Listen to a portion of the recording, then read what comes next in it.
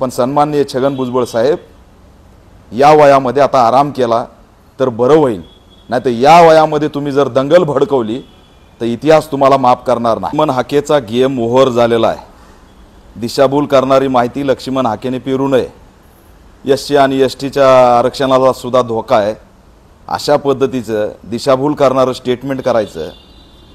आंदोलन चालू असताना आंदोलन संपल्यावर ओबीसी मराठा जी दंगल करायची होती ती घडली नाही, याचं मोठं दुःख लक्ष्मण हाकेला झालंय। दंगलीची भूक असणारा नेता पहिल्यांदा आम्ही बघतोय। कुणालाही धोका नाही। जी प्रक्रिया सुरू आहे त्या प्रक्रियाबद्दल जर काही शंका असेल तर तुमच्याकडे कोर्ट आहे, सरकार आहे, रीतसर मागणी करा, संविधान आहे, संविधानिक हक्क आहे। पण समूहामध्ये भांडणं कसे लागतील, समूहामध्ये जातीय सलोखा कसा बिघडेल, हा जो सातत्याने प्रयत्न केला जातोय तो दुर्दैवी आहे। लक्ष्मण हाकेने आता शांत बसलं पाहिजे। त्यांच्याकडे मुद्दाच राहिलेला नाही बोलायला। एकीकडे तुम्ही म्हणता एसटी मधून धनगरांना आरक्षण द्या, त्याच्यावर तुम्ही ब्र शब्द काढत नाही।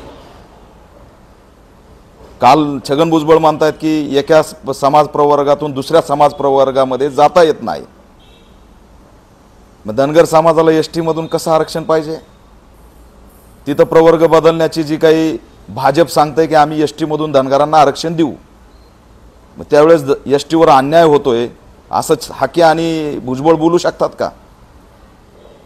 म्हणजे एसटी मध्ये धनगरांना आरक्षण देऊ म्हणणाऱ्या भाजपच्या विरोधात मात्र तुम्ही बोलत नाही।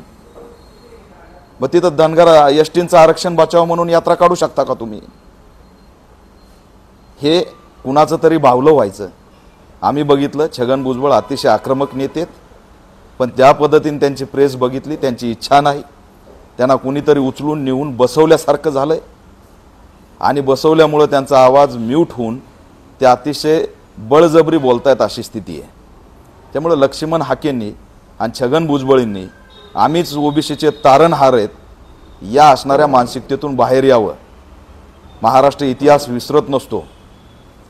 रिडलच्या आंदोलनानंतर गोमूत्र शिंपडणारे छगन भुजबळ मी ओबीसीचा नेता आहे म्हणून मिरवतायत, याच्यापेक्षा दुसरं दुर्दैव काय असू शकतं?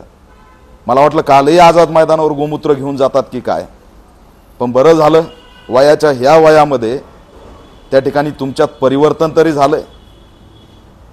आता मी छगन भुजबळ यांना सल्ला देतोय, एवढा मोठा नाही मी सल्ला देण्यासाठी, पण सन्माननीय छगन भुजबळ साहेब या वयामध्ये आता आराम केला तर बरं होईल, नाहीतर या वयामध्ये तुम्ही जर दंगल भडकवली तर इतिहास तुम्हाला माफ करणार नाही।